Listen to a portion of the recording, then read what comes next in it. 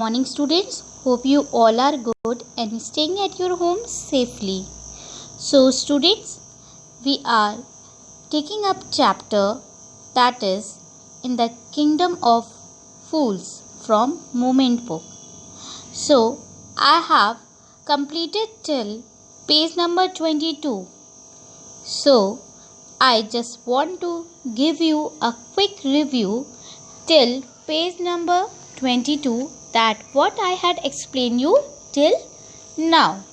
So in this chapter, in the Kingdom of Fools by A.K. Ramanujan, it was a folk tales from India, and I have already told you that there was a kingdom of fools. In this kingdom, both the king and ministers were idiots, as they reversed everything and denied justice to their people.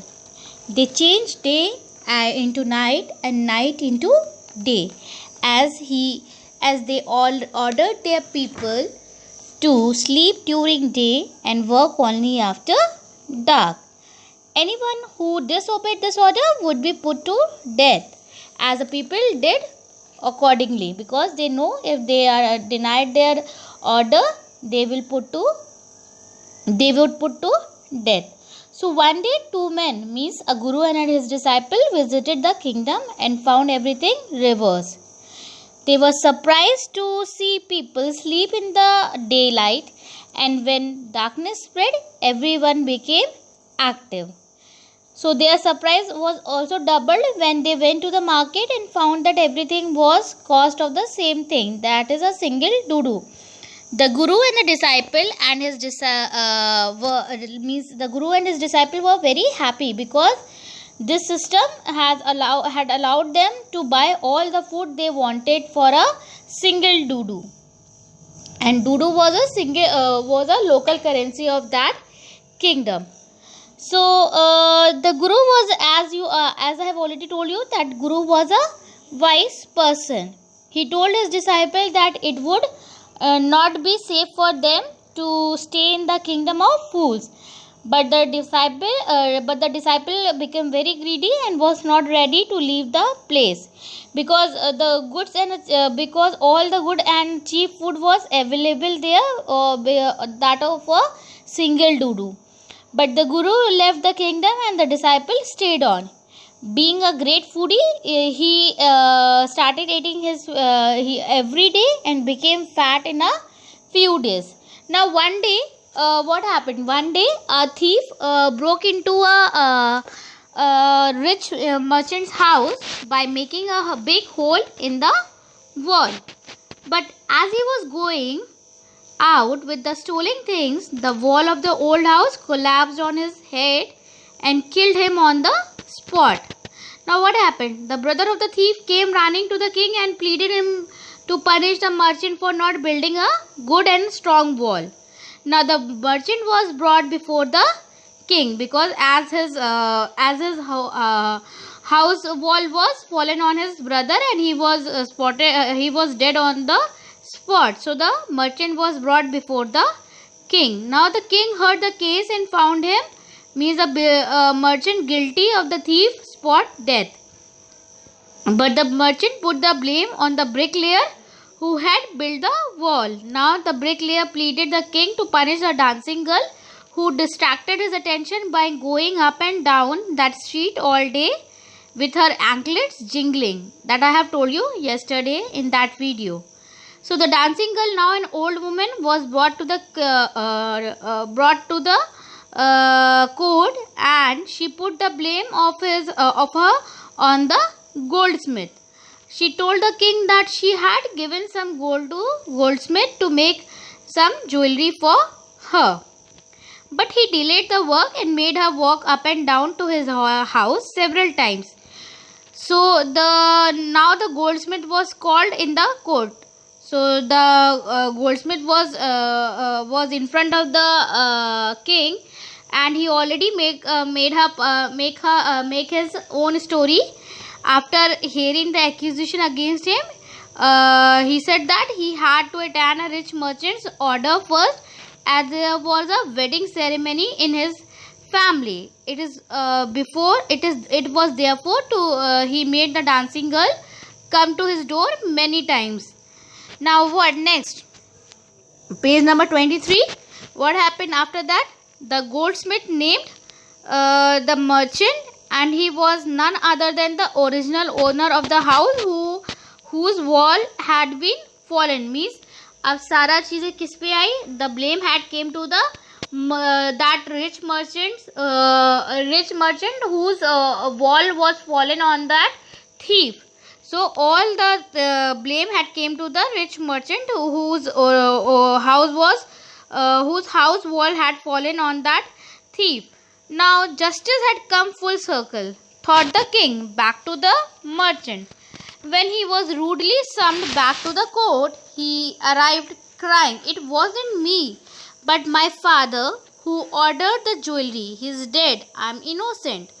So now what happened? When he was called again in the courtyard, that is the rich merchant, he said that it was my father's time. My father had built this, ordered the goldsmith to make the jewelry.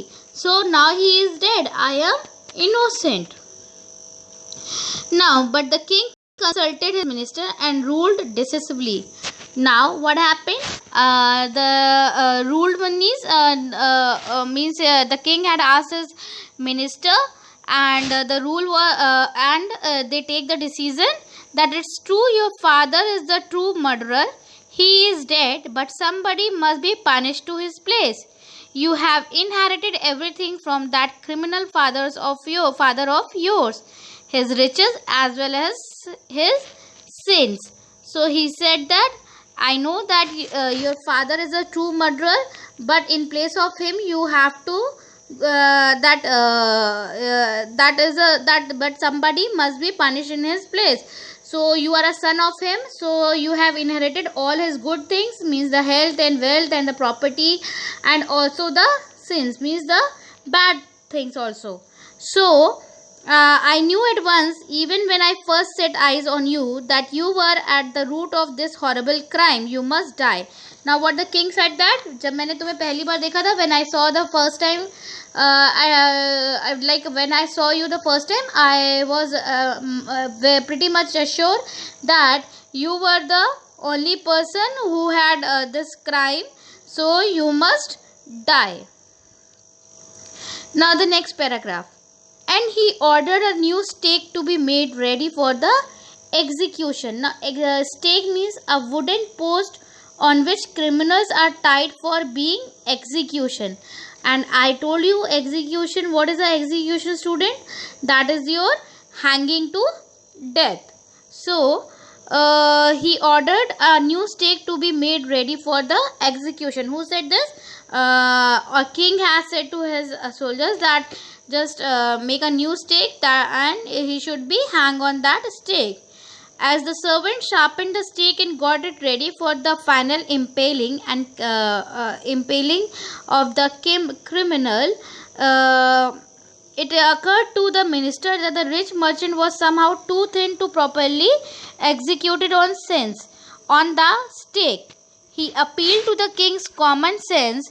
The king too worried about it. Now what happened? As the king ordered a new stake, and he said to his servant that there should be that sharpened the stake and got it ready for the final impaling. Impaling means execution, and execution means hanging to death. So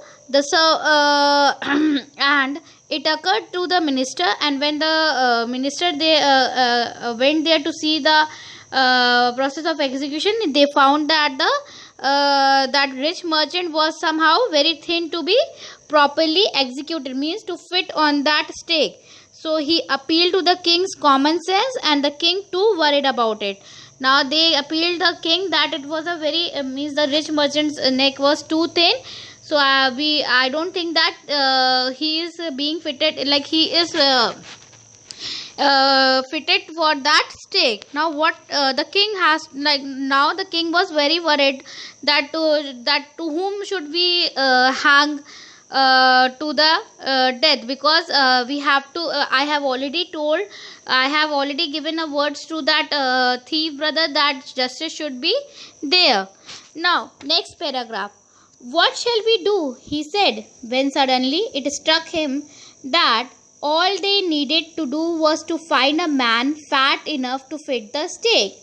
The servants were immediately sent all over the town looking for a man who would fit the stake. Now, what shall we do? Now the king said that, what shall we do? He said, when suddenly it had struck in him that all they needed to do was to find a fat man. Means now अब वो ये सोचने में लगे कि अब हमें क्या करना चाहिए. तभी उनके माइंड में एक आइडिया आया that they should find a fat man who should fit it into that stake. Now the servants were immediately sent all over the town looking for a man who would fit the stake. Now they sent the servant to find a fat man whose neck is should be fitted in that stake. And their eyes fell on the disciple who had fattened himself few months on bananas and rice and wheat and ghee. Now the servants' eyes were fitted on that disciple who made himself fat by eating so much bananas, rice, wheat and ghee in few months. Next paragraph, page number 24. What have I done wrong? I am innocent. I am a sannyasi, he cried. Now when the servant went there and they just tied up the servant and they just tied up the disciple. Now the disciple started crying and he said that, what have I done wrong? I am innocent. I am a sannyasi. And he started crying. That's man be true. But it's the royal decree that we should to find a man fat enough to fit the stake. Now what happened? He started crying in front of everyone that what I have done, it I am innocent, and I am sannyasi. So now the servant said that, yes, I know that you are sannyasi and you are fat enough, but that was a command. Decree means command. It is a royal command that we should find a fat man enough to fit into that stake. So stake means a wooden post on which criminals are tied up for being executed. Now he said that they said and carried him to the place of execution. He remembered his wise guru's word.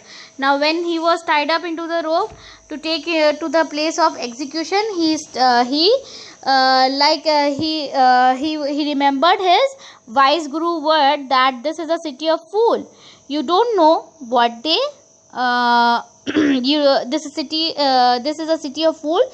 You don't know what they will do next. Now he started remembering his guru words that he said to him in the first page. I guess you all remember that in the first page he already said that. Second page, that this is a city of fools, we have to leave right now because this is a city of fools. You don't know what they will do next. Now while he was waiting for death, he prayed to his guru in his heart, asking him to hear his cry wherever he was. So while he was waiting for death, means he was in a jail, so he was waiting for his death. He prayed to his guru by his heart, and also asking him to hear his cry wherever he was. Now the guru saw everything in a vision. He had a magic powers. He could see far and he could see the future as he could see the present and the past. So Guru had some magic powers, so he can see the past, present and future. So when his disciple remembering his wise word, and when he was in a jail and waiting for his death, he was praying to his guru that to hear his cry wherever he was. Now he arrived at once to save his disciple, who had got himself into such a scrappy through love of food. So he arrived at once to save his disciple. Scrappy means difficult situation. He who had got himself in such a difficult situation because of love of food. As soon as he arrived, he scolded the disciple and told him something in a whisper. Then he went to the king and addressed him, "O wisest of king, who is greater, the guru or the disciple?" So now what happened? As soon as he arrived, he started scolding, means he started he started saying a bad things to the disciple, that and told him that and also told him and something in a whisper, means उसने कान में उसके कुछ फुसफुसाया, ठीक है. So who had done this? The guru to his disciple. And when they went to the king and he addressed him, means he just bow in front of him and he said that, "Oh wisest of wise king, who is greater, the guru or the disciple?" "Of course the guru, no doubt about it. Why do you ask? Then put me to the stake first, put my disciple to death after me." Now जब गुरु उनके सामने पहुंचे king के, तो उन्होंने क्या पूछा कि who is greater, the guru or the disciple? He said that of course guru, no doubt. And who said this? The king had said this, that of course the guru is greater. Then the guru said that, "Okay, then if you are saying that the guru is greater, then put me to the stake first and put my disciple to death after me." And और मेरे के बाद उसे disciple को you can put it on to a death after me. So this is the whole story till now. Tomorrow I will be taking the last 2 pages, and on Saturday I will be taking up the question answers of this chapter. I will be discussing the question answers with all of you. So till then students, I have completed my explanation till page number 24, and if you have any problem you can ask me in your WhatsApp classes. Thank you students, take care and bye bye.